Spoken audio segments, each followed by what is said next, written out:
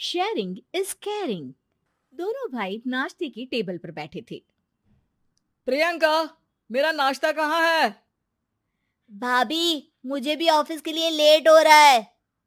इस पर प्रियंका किचन में से दोनों के नाश्ते की प्लेट्स लेकर बाहर आती है। लो भाई, आप दोनों का नाश्ता। किसी को भी 1 मिनट का सब्र नहीं है। ये प्रियंका का ससुराल है, जहाँ कोई औरत ना होने की वजह से शादी वाले दिन से ही घर के साथ दोनों भाइयों की जिम्मेदारियां प्रियंका संभाल लेती है। दोनों भाई शांति से नाश्ता कर रहे होते हैं कि अंकुश अपने भाई की प्लेट से पराठे का एक टुकड़ा उठा लेता है। आपको पता है ना, मैं खाना शेयर नहीं करता, फिर भी मेरी प्लेट में से खाना जरूरी है क्या? अरे हद हो गई है, मुझे नहीं खाना अब। अंकुर गुस्से में नाश्ता छोड़कर टेबल से उठ खड़ा होता है। अरे, ये कैसा बिहेवियर है अंकुर? एक टुकड़ा ही तो है। एक हो या आधा, मुझे भूख लगी है तो ये सिर्फ मेरा ही है। उसे भी किसी के साथ शेयर करने बैठा तो भूखा नहीं रह जाऊंगा। अरे बाबा ठीक है, अब इस पर भी लड़ाई। दूसरा बना देती हूँ, पर प्लीज ऐसे खाना बीच में छोड़कर मत जाओ। इससे अन्न का अपमान होता है। ओ प्लीज भाभी, ऐसी कोई चीज होती ही नहीं है। आपके पास पैसे हैं, खरीदो और खाओ। अगर नहीं खाया जाए तो फेंक दो। अरे दुनिया में सब यही करते हैं। अंकुर बैग उठाकर ऑफिस के लिए चला जाता है, जिसके पीछे उसका बड़ा भाई मायूस सा घर में खड़ा रह जाता है। जिसने बचपन से सोने की चम्मच में खाया हो, उसे दुनिया के बारे में क्या पता होगा। वैसे गलती तो हमारी ही है। अगर कभी बचपन में ही सही गलत का फर्क सिखाया होता तो आज ये हाल नहीं होते। आप फिक्र क्यों करते हैं जी? भगवान है, वो जो भी करता है सबकी भलाई के लिए ही करता है। और जब वो चाहेंगे तो अपनी तरह से अंकुर भैया को भी सब कुछ सिखा देंगे। पत्नी की बात पर विश्वास कर अंकुश भी ऑफिस चला जाता है। सुबह से दोपहर होती है और अंकुर लंच करने ऑफिस के पास वाले रेस्टोरेंट में पहुंचता है, जहां वो एक साथ बहुत सारा खाना ऑर्डर कर देता है। सर, क्या कोई आपको ज्वाइन करने वाला है? नहीं तो क्यों? अब कुछ नहीं सर, ऐसे ही। वेटर चला जाता है और कुछ देर में अंकुर का ऑर्डर लेकर वापस आता है, जिस पर अंकुर सब डिशेस में से थोड़ा थोड़ा खाकर बाकी ऐसे ही छोड़कर बिल देकर चला जाता है। वाह भगवान, तेरी माया। कहीं कोई एक एक टुकड़े के लिए तरसता रहता है और ये 5 लोगों का खाना ऑर्डर करके एक का भी पूरा नहीं खाते। पैसे वालों की माया।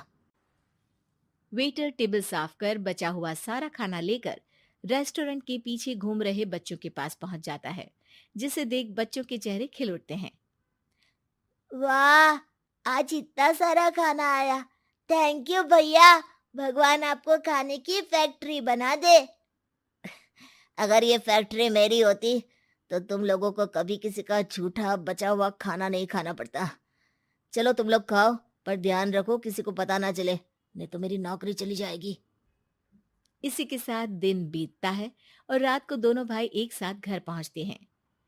कुछ देर में सब डिनर करने बैठते हैं, जहां अंकुश अंकुर को समझाने की कोशिश करता है। अंकुर, अगर हमें लाइफ में सब कुछ मिला है, इसका ये मतलब नहीं कि तुम उसका गलत फायदा उठाओ, बल्कि तुम्हें उसकी मदद से दूसरों को भी मदद करनी चाहिए। भैया, जिनके पास नहीं है उनकी वजह मैं तो नहीं ना। और ऐसे बहुत लोग हैं जिनके पास सब कुछ है। इसलिए अगर मैं एक इंसान कुछ नहीं करूंगा तो कोई फर्क नहीं पड़ने वाला। तुम्हारे भैया बस एक चीज समझाना चाहते हैं कि जिस चीज की हमारे पास कमी नहीं है, उसे बर्बाद करने से अच्छा है कि लोगों के साथ शेयर करें। इससे हम सिर्फ सामान नहीं, खुशियां भी बांटते हैं, और इसमें तुम्हारा ज्यादा कुछ तो जाएगा नहीं। भैया भाभी की बात सुन अंकुर कुछ बोले बिना उठकर चला जाता है। इसी तरह दिन बीतते रहते हैं, जिसमें अंकुश और प्रियंका कोशिश तो बहुत करते हैं, पर अंकुर पर किसी भी चीज का कोई असर नहीं पड़ता। एक दोपहर अंकुर सैंडविच खाते हुए सड़क के किनारे चल रहा होता है। तभी उसकी नजर आइसक्रीम वाले पर पड़ती है और वो सैंडविच सड़क किनारे फेंक आइसक्रीम खरीदने पहुंच जाता है। अब इसे कहते हैं जिंदगी का सुख। जैसे ही अंकुर आइसक्रीम लेकर पीछे मुड़ता है, तो एक आदमी को सड़क से वही सैंडविच उठाते हुए देखता है। वो आदमी बहुत कमजोर, गरीब, जैसे बहुत दिनों से खाना ना खाया हो वैसा लग रहा था। अंकुर उसके पास जाकर खड़ा हो जाता है। उसे देखकर आदमी सैंडविच अंकुर की तरफ कर देता है। आपको भी खाना है क्या? क्या हम इसे आधा आधा कर ले? मुझे बहुत भूख लगी है। वो मेरा ही झूठा सैंडविच है। तुम दूसरा खरीद कर क्यों नहीं खा लेते? इसे क्यों खा रहे हो? अरे भैया, अगर खरीदने के पैसे होते तो 4 दिन से भूखा नहीं घूम रहा होता। हैं? क्या? तुमने 4 दिन से कुछ नहीं खाया, फिर भी इस आधे सैंडविच को मेरे साथ बांटने के लिए तैयार हो गए? क्यों? अरे भैया, पैसा नहीं है तो क्या हुआ, इंसानियत आज भी उतनी महंगी नहीं हुई, और ना ही उस पर अमीर गरीब का टैग लगा है जो हम उसे रख ना सके। पर अफसोस, आजकल लोगों के अंदर पोषण, खून या विटामिन से ज्यादा इंसानियत की कमी होने लगी है। आदमी की बातों से अंकुर को समझ में आ जाता है कि वो आज तक कितना गलत काम करता आ रहा था। इसके बाद से वो अपनी किसी के साथ शेयर नहीं करने और खाने को बर्बाद करने वाली आदत को छोड़ देता है।